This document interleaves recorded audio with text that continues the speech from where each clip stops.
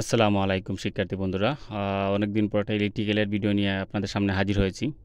তো আজকে ইলেকট্রিক্যালের ভিডিওটার টপিকসটা হলো একটা ফোর্কিং সুইচ নিয়ে। যে ফোর্কিং সুইচ নিয়ে অনেক সময় আমার কাছে অনেক স্টুডেন্টের প্রশ্ন করেন যে স্যার, ফোর্কিং সুইচের তো অনেকগুলো টার্মিনাল আছে, এখানের মধ্যে আমরা ইনপুট আউটপুট কোন জায়গায় কানেকশন দিব।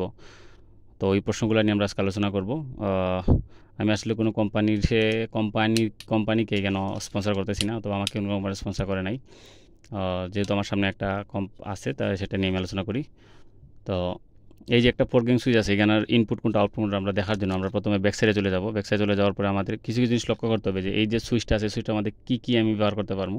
তো এই ফোর্কিং সুইচটা এখানে প্রত্যেকটা টাইমে একটা কমন জিনিস লেখা আছে, লেখা 10AX 250V, ঠিক আছে। আর তারপরে লেখা আছে বি লেখা আছে, ওকে, কোনো সমস্যা নেই।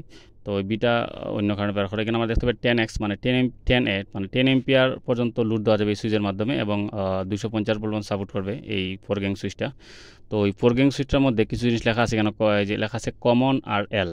কমন আর এল আমি দেখতে পাচ্ছি, এই যে একটা একটা আছে কমন আছে, একটা আছে এল আছে, হ্যাঁ।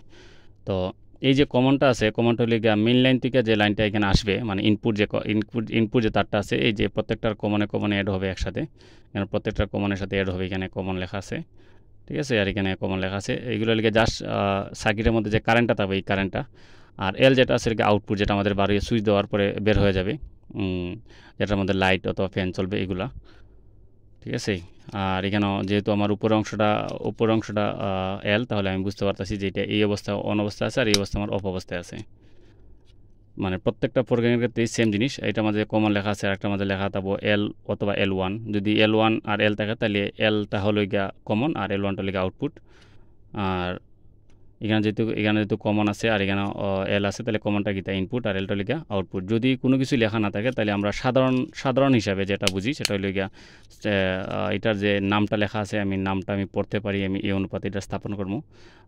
নামটা আমি পড়তে পারি, স্থাপন করার পর ঠিক অপোজিট সাইডে যে নিচ প্রান্তটা আছে, নিচ প্রান্তটা আমরা রাখবো ইনপুট হিসাবে, আর উপর প্রান্তটাকে আউটপুট হিসাবে। ইনপুট আউটপুট বলতে বুঝি আমরা যেটা সরাসরি এসে কারেন্ট ঢুকবে, এটা লেগে ইনপুট, আর যেটা কারেন্ট বের হয় যেটা লেগে আউটপুট। সবাইকে অসংখ্য অসংখ্য ধন্যবাদ।